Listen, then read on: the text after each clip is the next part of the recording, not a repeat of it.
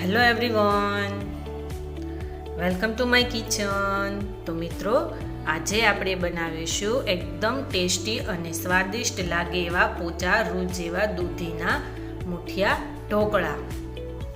તો ચાલો બનાવવાનું શરૂ કરીએ. તમે જોઈ શકો છો કે મેં અહીંયા દૂધી લીધેલી છે. તેને મેં ઠંડા પાણીથી વોશ કરી લીધેલી છે અને ઉપરની છાલ છે તે મેં ઉતારી લીધેલી છે.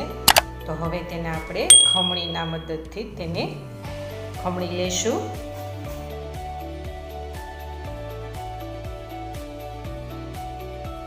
તો તમે જોઈ શકો છો કે આપણી દૂધી છે તે સરસ મજાની ખમણાઈ ગઈ છે.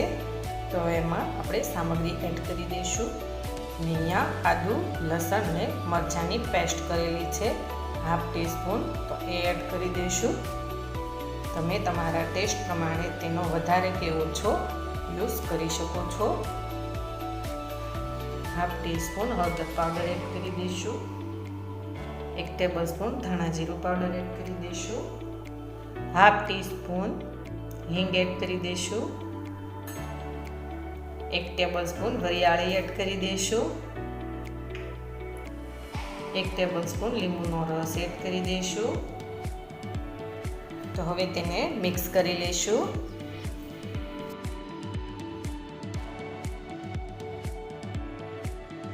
તો અહીંયા મેં ઘઉંનો લોટ લીધેલો છે જાડો, તે એડ કરી દઈશું. અહીંયા ચણાનો લોટ લીધેલો છે તે એડ કરી દઈશું. મેં એક નાની વાટકી લીધેલો છે. અહીંયા બાજરીનો લોટ લીધેલો છે તે એડ કરી દઈશું. સ્વાદ અનુસાર મીઠું એડ કરી દઈશું. 1 ટેબલસ્પૂન ખાંડ એડ કરી દઈશું. તો હવે તેને આપણે હાથના મદદથી મિક્સ કરી લઈશું.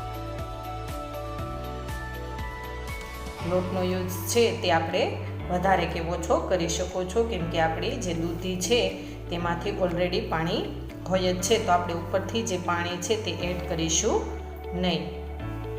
આપણી દૂધી છે તે પાણીથી ભરપૂર હોય છે.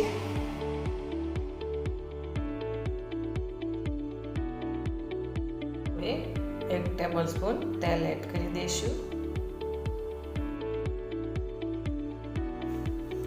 જરૂર લાગે તો આપણે અંદર લોટનો યુઝ તમે કરી શકો છો. તો હવે લીલા ધાણા એડ કરી દઈશું. ફરીવાર એને મિક્સ કરી લઈશું.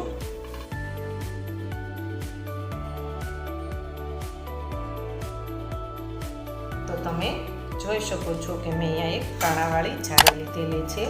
તેના રીતના આપણે તેલ લગાવી લઈશું, જેથી કરીને આપણા જે મુઠિયા છે તે ચોંટી ન જાય. 2 હાથે આપણે તેલ લગાવી લઈશું.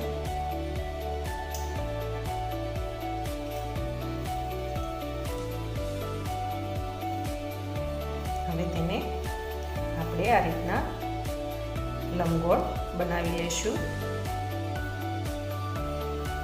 તેને આપણે બહુ હાથથી પ્રેસ નથી કરવાના, એને પોચા પોચા હાથે જ આપણે ગોળ કરીશું. હવે આપણે કાણાવાળી ઝારણી લીધેલી છે તેમાં મૂકી દઈશું. આ રીતના આપણે બધાને આપણે લંબગોળ કરી લઈશું.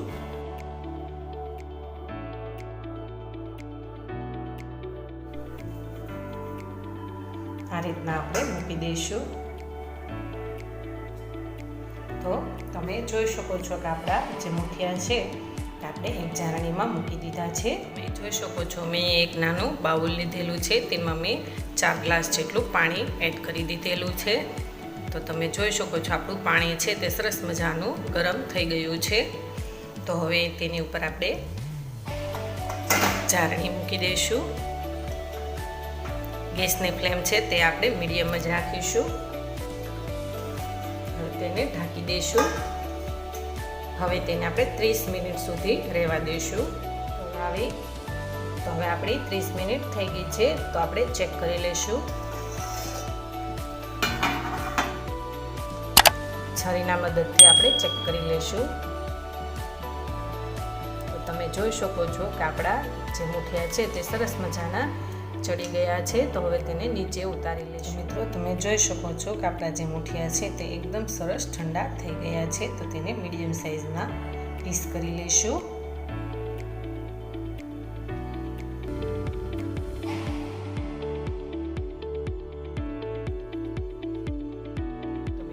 તમે જોઈ શકો છો આપણે મીડિયમ સાઇઝમાં પીસ કરી લીધેલા છે. તો હવે તેનો આપણે વઘાર કરી 2 ટેબલસ્પૂન જેટલું તેલ એડ કરી દઈશું. હવે આપણું તેલ આવી ગયું છે તો 1 ટેબલસ્પૂન રાઈ એડ કરી દઈશું. મેં અહીંયા 5 થી 6 જેટલા લીમડાના પાન લીધેલા છે તે એડ કરી દઈશું. 2 ટેબલસ્પૂન તલ લીધેલા છે તે એડ કરી દઈશું. જે આપણે મુઠિયા ઢોકળા બનાવેલા છે તે એડ કરી દઈશું. તેને મિક્સ કરી લઈશું. મુઠિયા છે તે વઘારેલા બહુ જ સરસ લાગે છે. જો તમારે તેને એમનો પણ ખાવા હોય તો પણ બહુ જ ટેસ્ટી લાગશે. તેને આપણે એક પ્લેટમાં લઈ લઈશું. જો તમારે તેને વધારે ક્રિસ્પી થવા દેવા હોય અને કડક તમને ભાવતા હોય તો તમારે વધારે થોડીક વાર રહેવા દેવાના. તો બહુ જ સરસ ટેસ્ટ આવશે.